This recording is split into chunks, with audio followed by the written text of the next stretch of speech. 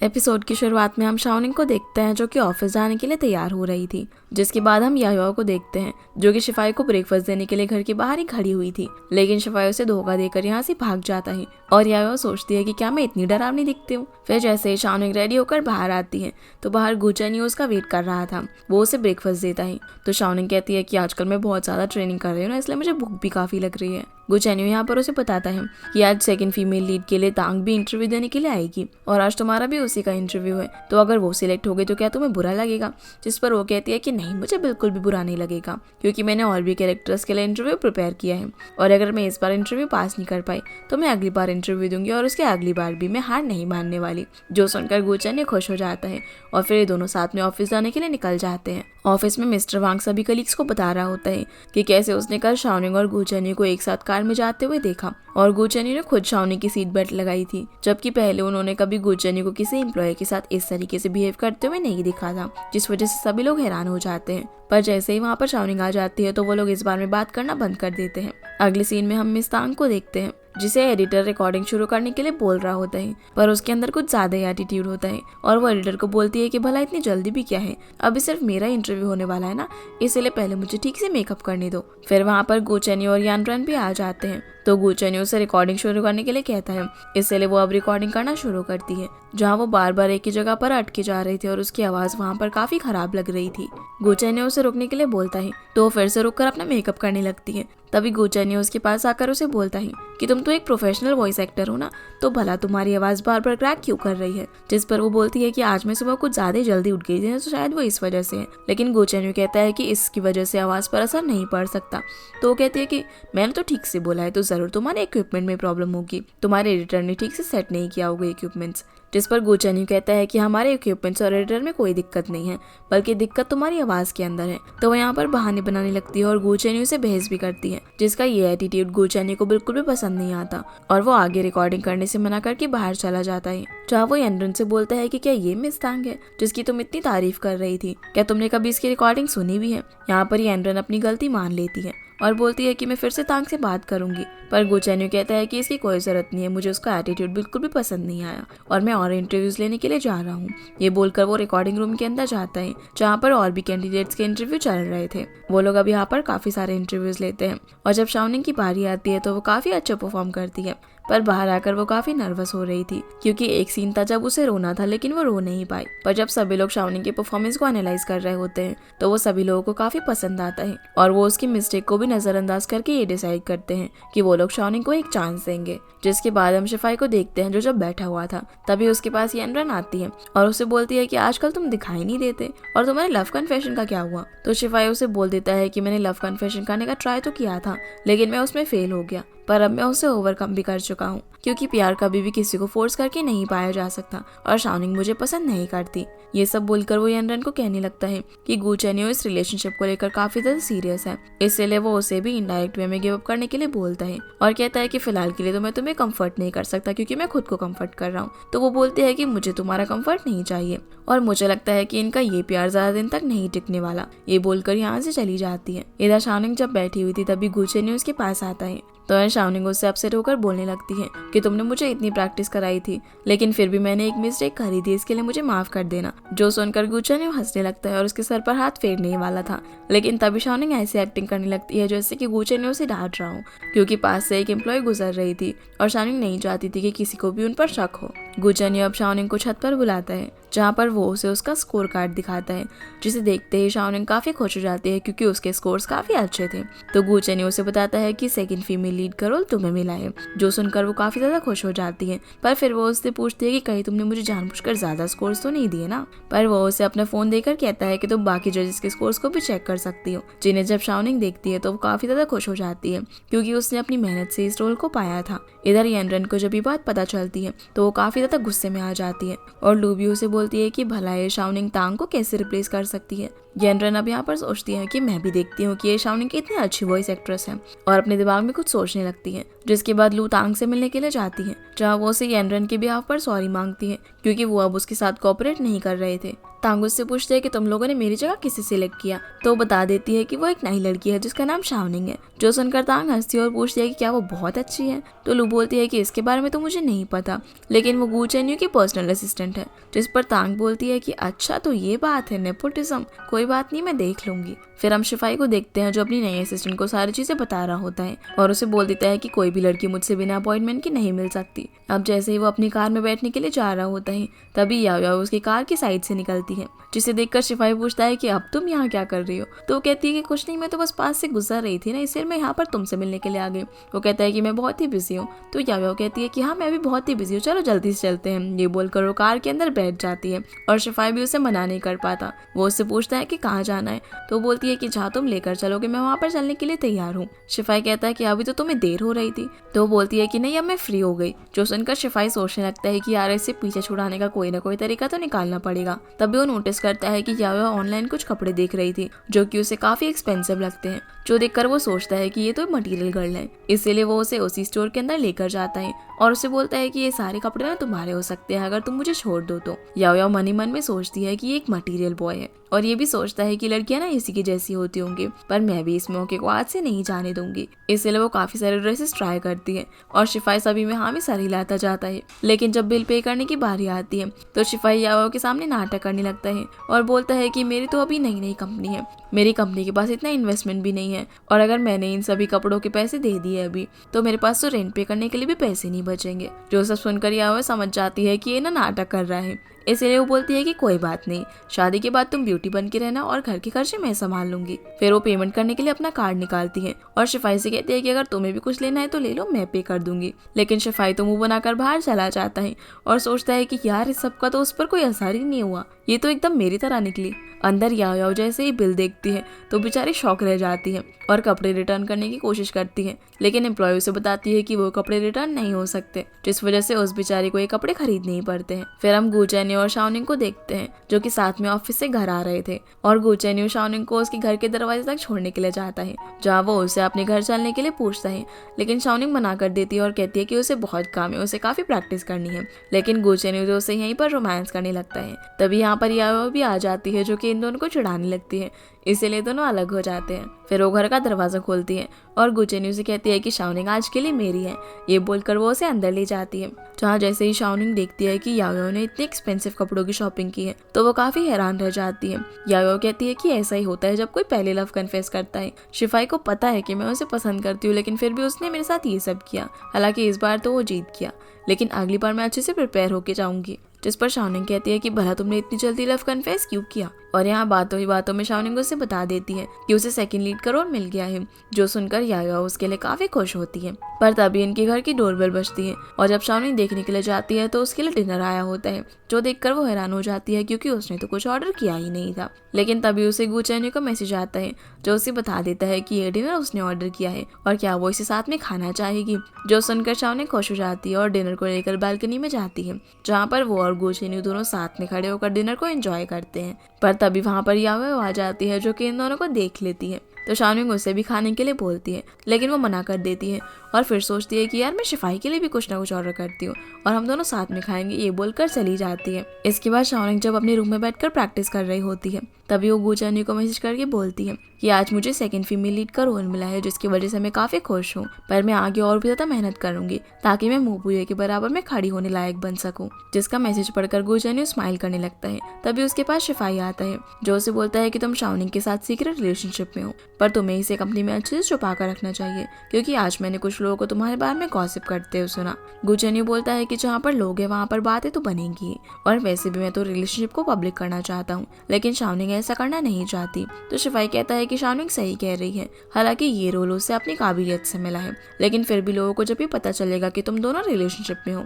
तो सभी लोग बातें बनाएंगे। पर गू चेन्यू उसे चुप कराने के लिए यहाँ पर उसे याओ याओ के बारे में पूछ लेता है। तो शिफाई कहता है कि मुझे तो पहले से ही पता था कि शाओनिंग तुम्हें सारी बातें बताती है और कहीं तुम ही तो याओ याओ को मेरे बारे में खबर नहीं देते। जिस पर गू चेन्यू कहता है कि तुमने कुछ ज्यादा ही सोचते हो। फिर शिफाई यहाँ से चला जाता है। अगली सुबह जब शाओनिंग ऑफिस पहुंचती है तभी उसे गू चेन्यू मैसेज करता है कि आज मुझे कुछ काम है, इसीलिए मैं अपने घर पर गया हुआ हूँ। तभी लू वहाँ पर अपने साथ कुछ कलीग्स लेकर आती है शाओनिंग को कुछ फाइल देने के लिए और यहाँ वो उसके इशारा करने पर बोलने लगती है कि मैंने सुना है कि आज शेनरेन भी ऑफिस के अंदर नहीं आई है। तो लू बोल देती है कि हाँ येनरेन आज गो चेन्यू के साथ उसके पेरेंट्स से मिलने के लिए गई है, जिस पर वो एम्प्लॉइज बोलती है कि अरे वाह, लगता है कि उन दोनों का कुछ स्पेशल रिलेशनशिप है। तो लू बोलती है कि वो दोनों तो काफी अच्छे फैमिली फ्रेंड्स हैं और उनका पेरेंट्स से मिलना तो एकदम नॉर्मल बात है। पर शाओनिंग इस बात पर कुछ भी रिएक्ट नहीं करती और काम करने के लिए वहां से चली जाती है। इधर हम येनरेन और गो चेन्यू की फैमिली को देखते हैं, जहाँ पर ये सभी लोग येनरेन के पेरेंट्स की ग्रेव पर आए थे क्योंकि आज उनकी डेथ एनिवर्सरी थी, जहाँ पर येनरेन इन सभी को आने के लिए थैंक्स बोलती है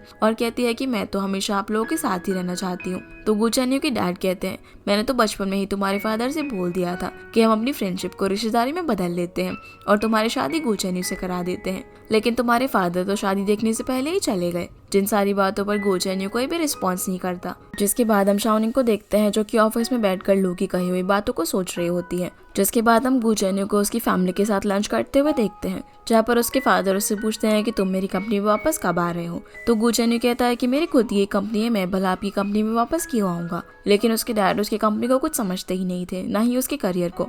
इसलिए गो चेन्यू गुस्से में बोल देता है कि मैं वॉइस एक्टिंग नहीं छोड़ने वाला, और हम दोनों ने काफी साल पहले प्रॉमिस किया था ना कि अगर मेरी आइडेंटिटी रिवील हो गई तो मैं वॉइस एक्टिंग छोड़ दूंगा, लेकिन तब तक आप मुझे परेशान नहीं करोगे, इसलिए आपको अपना प्रॉमिस याद रखना चाहिए। ये बोलकर वो यहाँ से चला जाता है और येनरेन उसके डैड को बोलने लगती है कि गो चेन्यू की कंपनी अभी अच्छी चल रही है और आप चिंता मत कीजिए, मैं उसका ख्याल रखूंगी। जिसके बाद हम याओ को देखते हैं जो कि कंपनी के अंदर आकर शिवाय की कैबिन की चक्कर लगाई जा रही थी और वो उसके असिस्टेंट को धोखा देकर अंदर जाने की कोशिश करती है, लेकिन वो उसे पकड़ लेती है और वहां से जाने को कहती है, इसीलिए याओ चली जाती है। असिस्टेंट अब शिवाई को कॉल करके बता देती है कि याओ चली गई है, तो वो काफी रिलीफ फील करता है और वो गो चेन्यू से मिलने के लिए जा रहा होता है। तभी शाओनिंग उसे बताती है कि गो चेन्यू कैबिन के अंदर नहीं है और यहाँ वो शाओनिंग को देखकर थोड़ा सा ऑकवर्ड होकर जा रहा था, पर शाओनिंग उसे रोककर उसे माफी मांगने लगती है। तो शिफाई कहता है कि माफी की कोई जरूरत नहीं है, लेकिन जब वो यहाँ से जा रहा होता है तभी उसे याओ का कॉल आ जाता है। इसलिए वो शाओनिंग को बोलता है कि अरे रुको रुको, मुझे अभी अभी याद आया ना कि माफी मांगने की जरूरत है,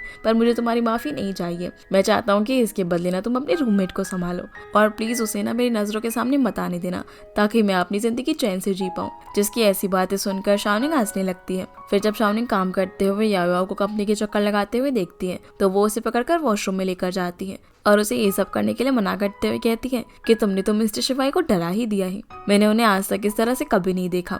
याओ कहती है कि ये सब करना बहुत ही जरूरी है और अब तो मैंने उसके असिस्टेंट के बैकग्राउंड का भी पता लगा लिया है, इसलिए अब तुम देखना कि वो मुझसे बच नहीं पाएगा। यहाँ पर शाओनिंग अभी भी लू की कही हुई बातों से थोड़ा परेशान थी, जिसको इस तरह से देखकर याओ उससे पूछती है कि भला तुम्हें क्या हुआ है, पर वो कहती है कि नहीं मुझे कुछ नहीं हुआ है। एक रिलेशनशिप में ट्रस्ट बहुत ही बड़ी चीज होती है। फिर वो याओ को ये बोलकर चली जाती है कि वो कंपनी के अंदर ज्यादा बवाल ना मचाए। फिर जब शाओनिंग जा रही होती है तभी हम गो चेन्यू को देखते हैं जो कि उसे पीछे से लिटिल पोटैटो कहकर बुलाता है, जिसे यहाँ पर देखकर शाओनिंग खुश तो होती है लेकिन जताती नहीं और बोलती है कि तुम तो अपने घर पर गए थे ना, तो इतनी जल्दी कैसे आ गए। वो कहता है कि आज तुम्हारी फर्स्ट रिकॉर्डिंग है, तो भला मैं इसे कैसे मिस कर सकता था। जो सुनकर शाओनिंग स्माइल कर देती है, लेकिन जैसे वो यहाँ पर किसी और को आता हुआ देखती है तो वो ऐसे एक्टिंग करने लगती है जैसे कि गो चेन्यू उसे डांट रहा हो और फिर यहाँ से चली जाती है। फिर शाओनिंग का रिकॉर्डिंग सेशन शुरू होता है, लेकिन इस बार वो कुछ ज्यादा अच्छा परफॉर्म नहीं कर पाती और उसकी टोन भी काफी हाई थी, जिस पर गो चेन्यू उसे कहता है कि कोई बात नहीं, ये तुम्हारी पहली रिकॉर्डिंग है तो तुम थोड़ा नर्वस हो गई होगी,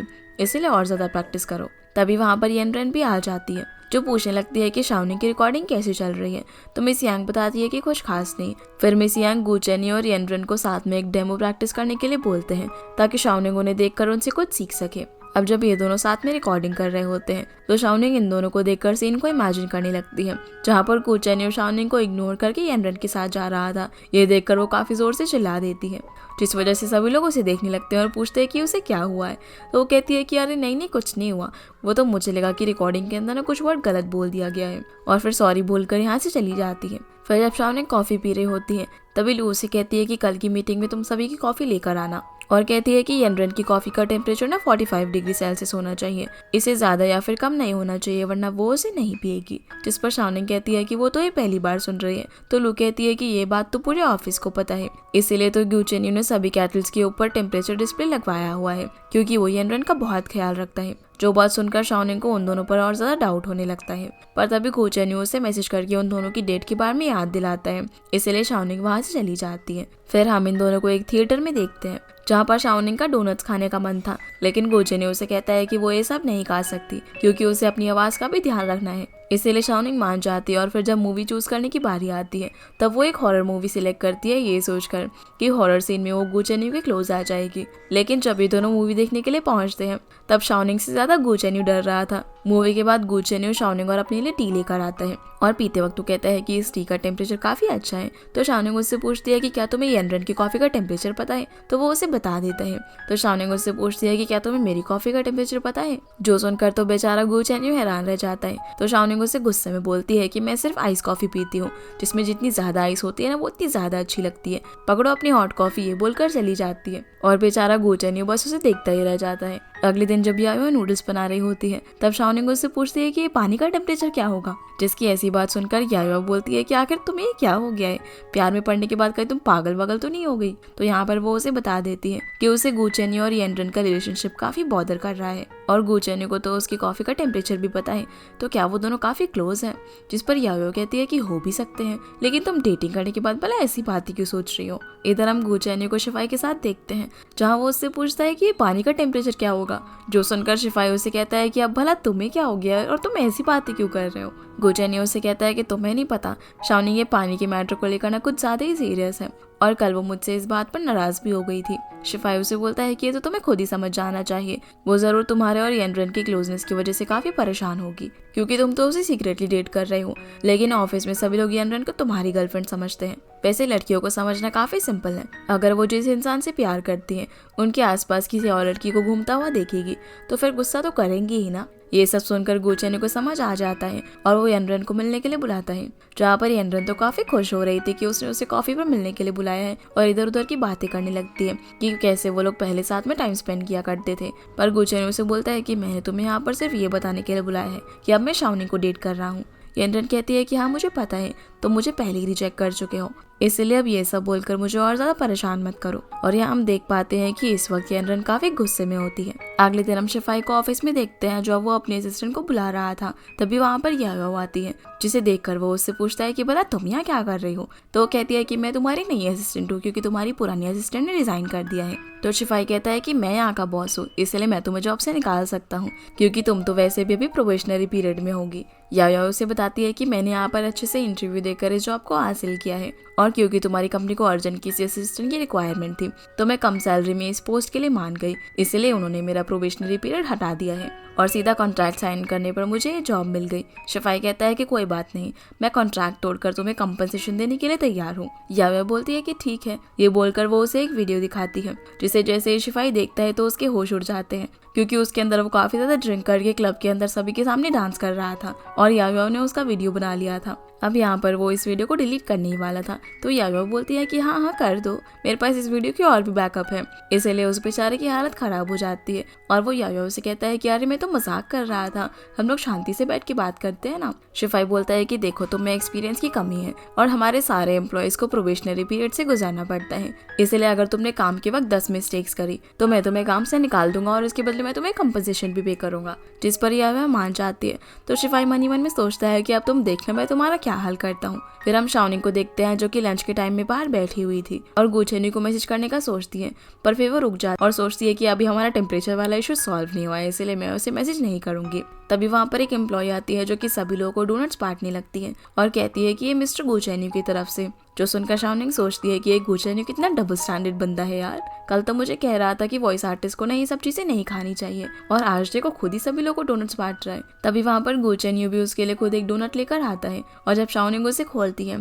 तो उसमें लिखा हुआ था कि चलो इसे साथ में मिलकर स्टेयर्स पर खाते हैं। शाओनिंग जब उससे मिलने के लिए जाती है तो वो उसे कहती है कि कल तो तुम डोनट्स खाने के लिए मना कर रहे थे ना, तो आज तुम क्यों सभी को डोनट्स खिला रहे हो। वो कहता है कि ये तो सिर्फ तुम्हें पैम्पर करने के लिए। फिर वो उसे बोलता है कि मुझे माफ कर दो क्योंकि मैं तुम्हारी फीलिंग्स को समझ नहीं पाया और मुझे तुम्हें ये बात बता देनी चाहिए थी। फिर वो उसे बताने लगता है कि काफी पहले से ही मेरी और येनरन की फैमिली एक दूसरे के काफी क्लोज है, लेकिन जब येनरन कॉलेज में थी तभी उसके पेरेंट्स की एक एक्सीडेंट में मौत हो गई और वो हमारे घर पर आकर रहने लगी। पर कल उसके पेरेंट्स की डेथ एनिवर्सरी थी, इसलिए मैं उसके साथ अपने घर पर गया था। जिस पर शाओनिंग कहती है कि अच्छा तो ये बात थी। गू चेन्यू कहता है कि येनरन काफी टाइम से हमारे साथ ही रही है, इसीलिए मुझे उसकी काफी सारी आदतों के बारे में पता है, लेकिन मैं सिर्फ उसे अपनी बहन की तरह मानता हूँ। और उसकी कॉफी के टेम्परेचर के बारे में तो शिफाई को भी पता है।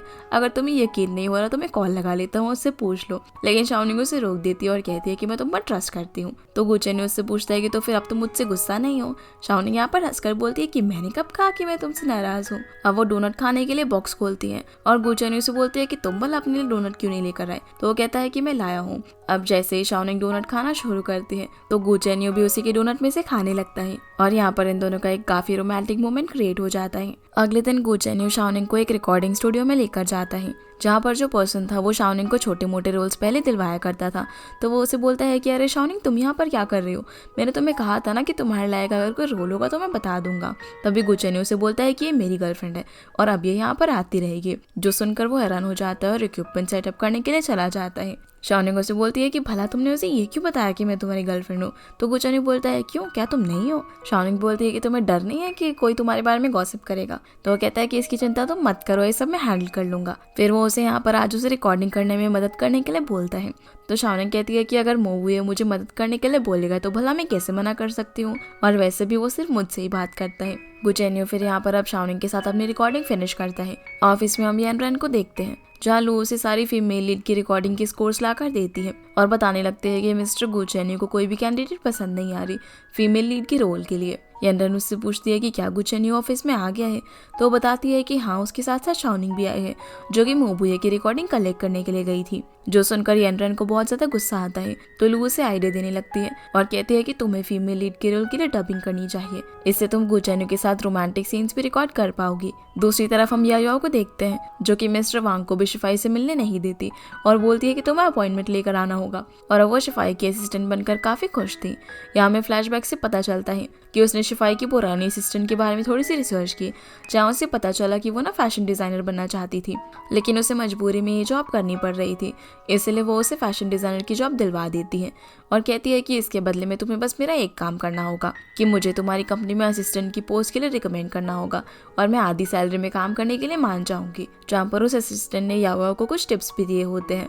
इधर शिफाई याओ को खुश देखकर सोच रहा होता है कि इसे तो मैं 10 दिन में भगा दूंगा। फिर वो उसे उसकी सुबह की टी लाने के लिए बोलता है, तो याओ उसके लिए वैसे ही टी बनाकर लाती है जैसे कि उसे पसंद है। जो देखकर शिफाई तो हैरान हो जाता है और सोचता है कि इसे ऐसे पता कि मुझे ब्रिटिश मिल्क टी पसंद है, कहीं ये कोई साइकिक वगैरह तो नहीं है। लेकिन जब वो उसे पीता है तो ये टी उसे काफी पसंद आती है। फिर हम गुचेन्यू को देखते हैं, जो कि फीमेल लीड का ऑडिशन ले रहा होता है, लेकिन उसे अभी तक कोई भी कैंडिडेट पसंद नहीं आया होता। तभी लू जानबूझकर गुचेन्यू को बोलती है कि हमें ना यानरन को एक डेमो देने के लिए भेजना चाहिए, ताकि वो सभी को बता सके कि आखिर उन्हें कैसे डब करना है। अब जैसे ही सभी लोग यहाँ पर यानरन की आवाज सुनते हैं तो वो सभी को काफी पसंद आती है और सभी लोग सजेस्ट करने लगते हैं कि उन्हें फीमेल लीड के लिए यानरन को चुन लेना चाहिए। पर वो यहाँ पर नाटक करने लगती है कि अरे मैं ये सब भला कैसे कर सकती हूँ। तो गुचेन्यू कहता है कि तुम लीड से वॉइस एक्टिंग में अपना कमबैक भी कर सकती हो, ये बहुत ही अच्छा आइडिया रहेगा, इसके बारे में जरूर सोचना। तो यानरन बोलती है कि हाँ मैं सोच कर बताऊंगी। इसके बाद जब गुचेन्यू शाओनिंग को अपने साथ ऑफिस से घर लेकर आता है,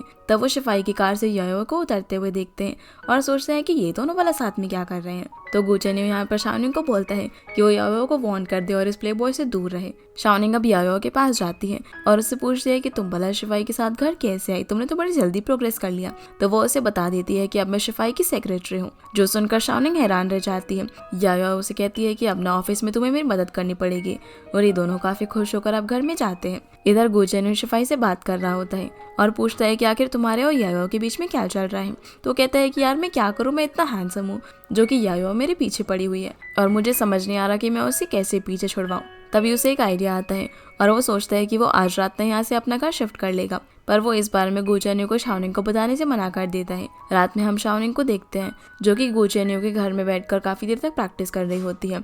तभी गुचेन्यू उसे रेस्ट करने के लिए बोलता है और कहता है कि आज के लिए इतना काफी है, तुम्हें रेस्ट की भी काफी जरूरत है। लेकिन शाओनिंग उससे कहती है कि आज जब उसने यानरन की आवाज सुनी तो उसे उसके सामने तो ऐसा फील हो रहा था जैसे कि उसे कुछ भी नहीं आता, और जल्दी ही उसे उसके साथ भी डबिंग करनी पड़ेगी, इसलिए वो उसके लेवल की होना चाहती है। गुचेन्यू उसे बताता है कि यानरन ने कॉलेज के अंदर वॉइस एक्टिंग सीखी है, लेकिन तुमने नहीं सीखी, होगी, इसलिए तुम दोनों का कंपैरिजन नहीं हो सकता।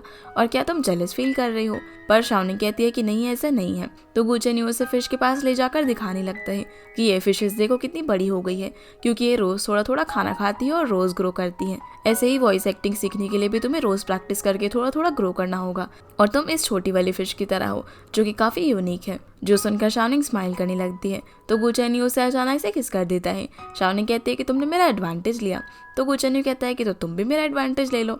इसलिए शाओनिंग भी उसे किस करके भागने लगती है, पर गु चेन्यू उसे रोककर किस करने ही वाला होता है। तभी उन्हें बाहर से कुछ आवाजें आती है। इसलिए गु चेन्यू उसे बता देता है कि शिफाई घर शिफ्ट कर रहा है और उसने मुझे तुम्हें ये बात बताने से मना की थी, पर वो बोलती है कि मैं ये बात यायो को बताने के लिए जा रही हूँ। पर गु चेन्यू उसे रोक लेता है और किस करने लगता है। अगले दिन ऑफिस में मीटिंग होती है, जहाँ पर इंटरनेट पर डाले हुए एक पोल के थ्रू डिसाइड हो जाता है कि यान रनी लीड की फीमेल लीड वॉइस एक्टर बनेगी। इसलिए गु चेन्यू उसे कॉन्ग्रेचुलेट करता है और फिर बताता है कि थोड़ी देर में उसकी और शाओनिंग की रिकॉर्डिंग साथ में की जाएगी। शाओनिंग तो इस रिकॉर्डिंग को करने के लिए काफी नर्वस हो रही थी, और जब ये दोनों साथ में रिकॉर्डिंग करते हैं तो यानरन काफी जल्दी जल्दी लाइंस बोले जा रही थी, पर शाओनिंग इतना कंफर्टेबल नहीं हो पाई थी और बीच में अटक जाती है। जो देखकर यानरन उसे बोलने लगती है कि मैं समझ सकती हूँ कि तुमने प्रोफेशनली वॉइस एक्टिंग नहीं सीखी है, इसलिए तुम्हें ये सारी परेशानी आ रही है, और तुम्हारे लिए मैं तो थोड़ा सा स्लो डाउन हो सकती हूँ, लेकिन प्रोजेक्ट का क्या होगा? तभी गु चेन्यू अंदर आ जाता है, जो कि यानरन को ही बोलने लगता है कि तुम काफी जल्दी जल्दी लाइंस बोल रही थी और शाओनिंग नर्वस हो रही है, इसलिए तुम्हें उसके साथ साथ चलना चाहिए और तो उसे थोड़ा टाइम देना चाहिए। इसलिए अब तुम बाहर जाकर रेस्ट करो और शाओनिंग की मदद मैं करता हूँ। जो सुनकर यानरन काफी ज्यादा जेलस हो जाती है। अब यानरन शाओनिंग से किसी भी हालत में बदला लेना चाहती थी, इसलिए वो लू के साथ फिर से मिस तांग से मिलने के लिए जाती है, जहाँ मिस तांग पूछती है कि भला तुम यहाँ पर क्यों आई हो। तो वो उसे पैसों से भरा हुआ एक एनवेलप देती है और बोलने लगती है कि हम आपके साथ कोऑपरेट नहीं कर पाए, इसलिए मैं तो इतना ही कंपनसेशन अफोर्ड कर पाई हूँ। जहाँ मिस तांग भी उसकी बातों में आकर उन पैसों को ले लेती है। तब लू यानरन के इशारा करने पर कहती है कि मुझे नहीं लगता कि शाओनिंग इतनी कैपेबल है कि वो आपकी जगह ले ले। जिस पर मिस तांग भी बोलती है कि हाँ तुम सही कह रही हो, मैं भला एक नई आई हुई लड़की से कैसे हार सकती हूँ। तब यानरन कहती है कि मुझे तो अभी भी यही लगता है कि सेकंड फीमेल लीड के लिए आप ही कैपेबल हो, और आज मैं यहाँ पर आपसे एक मदद मांगने के लिए आई हूँ। तो वो भी उसकी मदद करने के लिए मान जाती है। यानरन अब यहाँ पर क्या खिचड़ी पका रही थी, इसके बारे में तो हमें अगले एपिसोड में ही पता चलेगा। तो गाइस ये थी आज की वीडियो, एंड आई होप आप लोगों को ये वीडियो पसंद आई होगी। तो वीडियो को लाइक करके चैनल को सब्सक्राइब जरूर कीजिएगा। आपसे मिलते हैं अगले एपिसोड में, तब तक के लिए गुड बाय।